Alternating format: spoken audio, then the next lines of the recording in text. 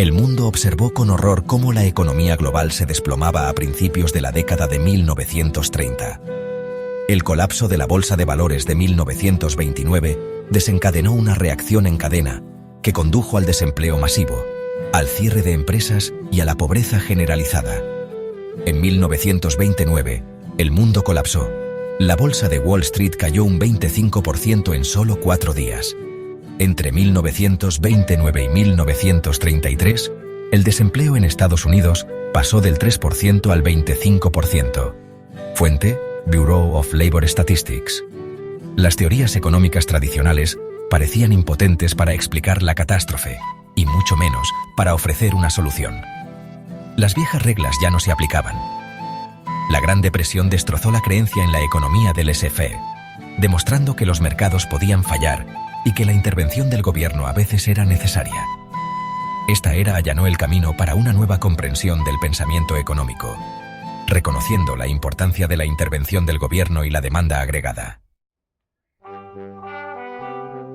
En medio de la Gran Depresión, el economista británico John Maynard Keynes surgió como un crítico destacado de la ortodoxia económica predominante. Keynes desafió la visión clásica de que las economías se autocorregirían naturalmente, argumentando en cambio que la intervención del gobierno era necesaria para restaurar el pleno empleo y estimular el crecimiento económico. Sus ideas, descritas en su innovador libro, La teoría general del empleo, el interés y el dinero, publicado en 1936, revolucionaron la economía. Las experiencias de Keynes durante la Primera Guerra Mundial, particularmente su participación en las negociaciones del Tratado de Versalles, impactaron profundamente su pensamiento. Argumentó que los gobiernos tenían la responsabilidad de administrar sus economías y que la política fiscal podía estimular la demanda y promover el crecimiento. A pesar de la controversia, sus ideas ganaron aceptación después de la Gran Depresión.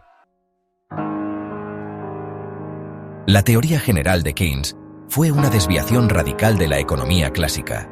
Argumentó que los mercados no siempre se autocorregían y que la intervención del gobierno a veces era necesaria para estabilizar la economía.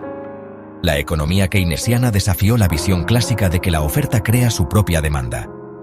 Keynes argumentó que la demanda, no la oferta, era el principal motor de la actividad económica.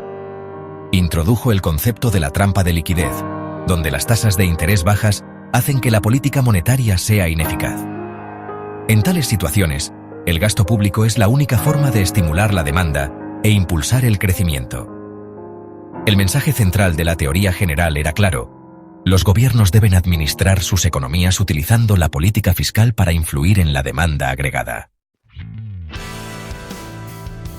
En el corazón de la economía keynesiana se encuentra el concepto de demanda agregada. Keynes argumentó que el nivel total de gasto en una economía, por parte de los consumidores, las empresas y el gobierno, es el principal motor de la actividad económica. Cuando la demanda agregada es alta, las empresas producen más, contratan a más trabajadores y la economía crece. Por el contrario, cuando la demanda agregada es baja, las empresas reducen la producción, despiden trabajadores y la economía se contrae. Keynes creía que los gobiernos podían influir en la demanda agregada a través de la política fiscal, que implica cambios en el gasto público y los impuestos. Argumentó que los gobiernos tenían la responsabilidad de suavizar las fluctuaciones económicas y mantener la estabilidad. Sección 5. Los 4 jinetes de la demanda agregada. Keynes identificó 4 componentes clave de la demanda agregada: consumo, inversión, gasto público y exportaciones netas. El consumo se refiere al gasto de los hogares en bienes y servicios, el componente más grande de la demanda agregada.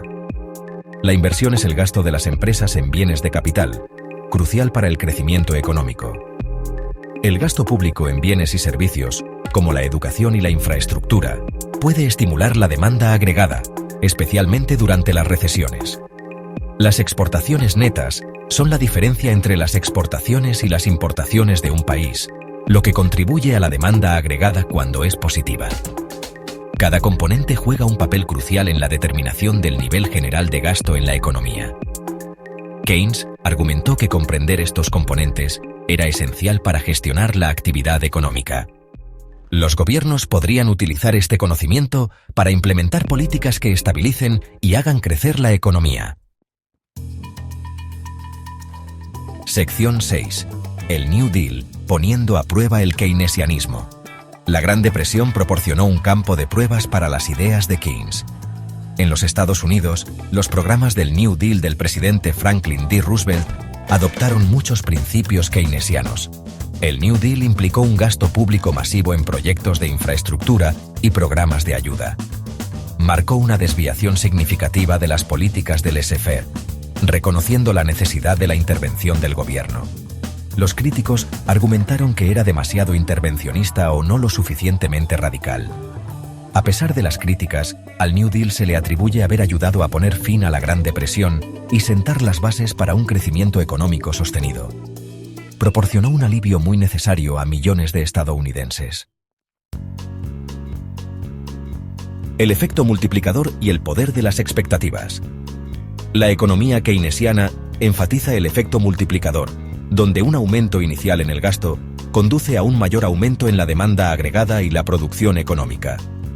Por ejemplo, el gasto público en infraestructura crea empleos e ingresos, lo que luego genera más gasto. Este proceso continúa, amplificando el impacto del gasto inicial en la economía. Keynes también enfatizó la importancia de las expectativas en el comportamiento económico.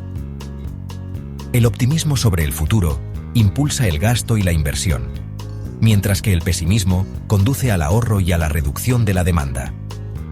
Comprender estas dinámicas es crucial para una política económica eficaz. Sección 8. La revolución keynesiana y sus descontentos. La economía keynesiana dominó la formulación de políticas después de la Segunda Guerra Mundial, promoviendo el pleno empleo y el crecimiento económico.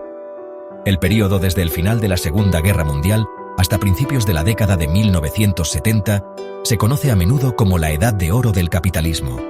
Sin embargo, la estanflación de la década de 1970, con alta inflación y desempleo, desafió la teoría keynesiana. Los monetaristas, liderados por Milton Friedman, argumentaron que la inflación era causada por un crecimiento excesivo de la oferta monetaria. Abogaron por una intervención gubernamental limitada y el control de la inflación a través de la política monetaria. La era de la estanflación condujo a una disminución en la popularidad keynesiana, con los gobiernos adoptando políticas monetaristas. Sección 9. El keynesianismo en el siglo XXI. De la crisis financiera a la pandemia. La economía keynesiana resurgió después de la crisis financiera de 2008, ya que las políticas tradicionales no lograron abordar la crisis. Los gobiernos implementaron paquetes de estímulo fiscal a gran escala para impulsar la demanda agregada y prevenir una recesión profunda. Estas medidas tuvieron éxito, pero aumentaron los niveles de deuda pública. La pandemia de COVID-19 destacó aún más la relevancia keynesiana, con paquetes de estímulo fiscal masivos que apoyan a las empresas y los trabajadores. La pandemia subrayó la importancia de la intervención del gobierno y las sólidas redes de seguridad social. También enfatizó la necesidad de la cooperación internacional para abordar los desafíos globales.